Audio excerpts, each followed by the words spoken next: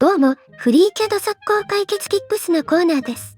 よくある疑問点や使い方などを速攻で解説します。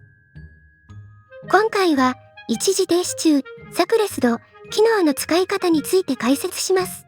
この機能はとても便利なのですが、TIP設定と混同されやすいため、今回まとめて解説することにしました。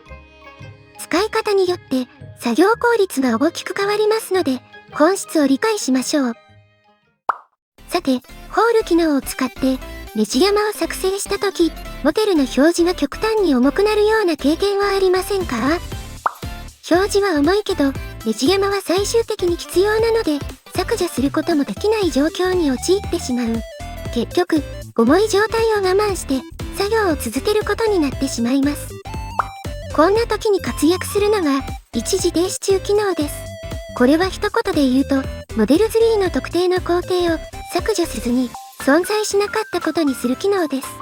非表示のように見えますが、実際には違います。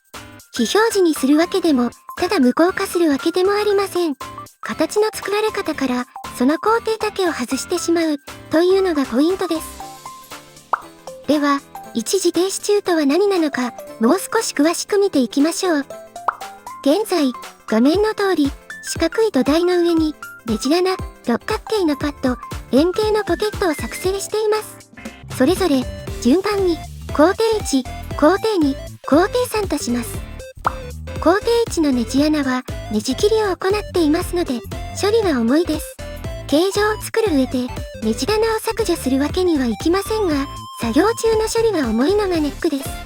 そんな時に使うのが、一時停止中機能です。では、工程1を一時停止してみましょう。はい、ネジ穴は消えました。ただし、本当に形状を消してしまったかというと、そういうわけではありません。一時停止中という機能は、単に表示を消しているわけではありません。見た目はその工程を止めているだけに見えますが、実は、形の作られる順番そのものを変えています。フリーキャドのモデルは、上から順番に工程を積み重ねて、最終的な形状を作っています。ですが、一時停止中に設定された工程は、この流れの中から完全にスキップされます。つまり、その工程だけを飛ばして、次の工程へ進む、という動きになります。ここで重要なのは、工程としては残っているけれど、形の作られ方には参加しない、という状態になることです。そのため、モデルツリーには残り続けますが、形状には一切影響を与えなくなります。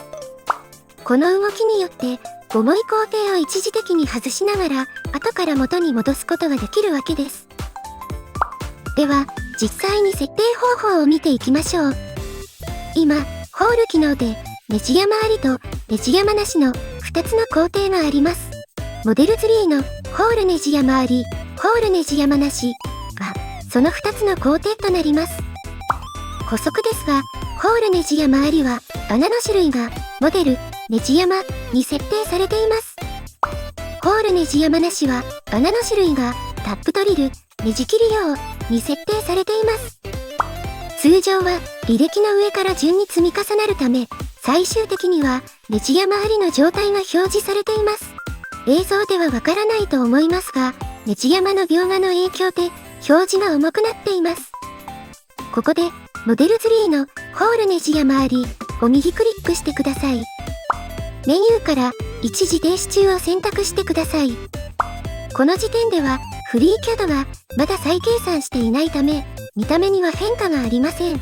ちなみに、再計算が必要な場合、モデルツリーのアイコンにチェックマークが表示されます。では、メニューの編集をクリックしてください。再計算をクリックしてください。3T キューを見てみると、ネジ山が消えています。さらに、モデルツリーのホールネジ山ありに取り消し線が表示されています。つまり、ネジ山を作った工程が一時的に無効になっている状況です。結果として、ネジ山ありの工程がなかった状態、つまり、ネジ山なしの形状が表示されている状態です。ネジ山は消えてしまいましたが、ネジ山のデータ自体は削除されていません。ここで気になるのが、履歴が壊れないのかという点です。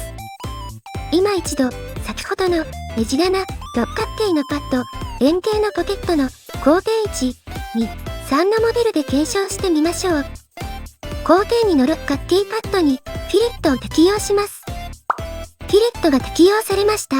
モデルツリー上にもフィレットが追加されています。ここで工程2を一時停止中にしてみましょう。はい、フィレットがエラーになりました。これはフィレットが参照していた六角形パッドのエッジが一時停止中によって存在しない状態になったためです。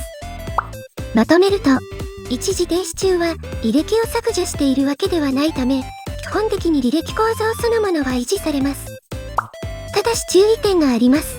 後続の工程が一時停止した工程の結果に依存している場合、その参照が一時的に失われるため、エラーや再計算の失敗が発生することがあります。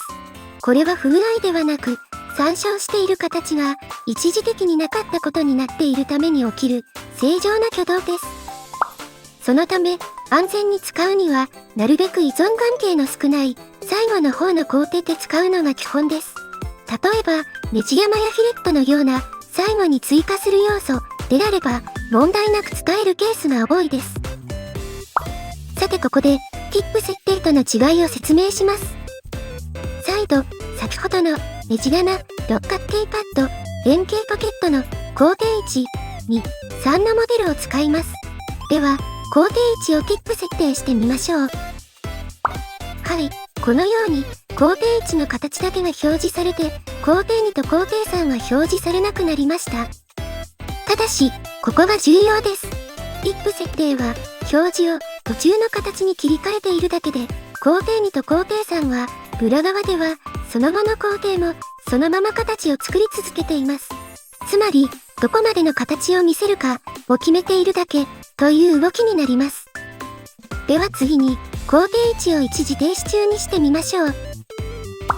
すると、工程1がなかったことになり、工程2と工程3だけで形が作られます。この時、工程1には取り消し線が入り、形の作られ方から完全に外れています。まとめると、ティップ設定は途中の形を見るだけ。一時停止中は工程そのものを外す。見た目が似ていても、内部で起きていることは全く別物であることがわかります。ティップ設定と一時停止中の違いを表にまとめましたので、必要であれば一時停止してご覧ください。今回のポイントをまとめます。一時停止中は工程を削除する機能ではなく、その工程だけを一時的に外す機能です。履歴はそのままで、特定の工程だけを外せるため、モデルを軽く保ったまま作業できます。また、実務では複雑なフィレットやパターン、ネジ山などの重い工程を一時停止しておくことで、ステッチや寸法調整に集中しやすくなります。穴あり、なし、ビブあり、なしといった複数パターンを一つのモデル内で管理することもできます。ただし、依存関係がある場合にはエラーが出ることがあるため、使う場所には少し注意が必要です。ティップ設定とは役割が異なり、途中の形を見るだけではなく、形の作られ方そのものに影響する機能であることを押さえておきましょう。今回の速攻 Tips はここまで。ご視聴ありがとうございました。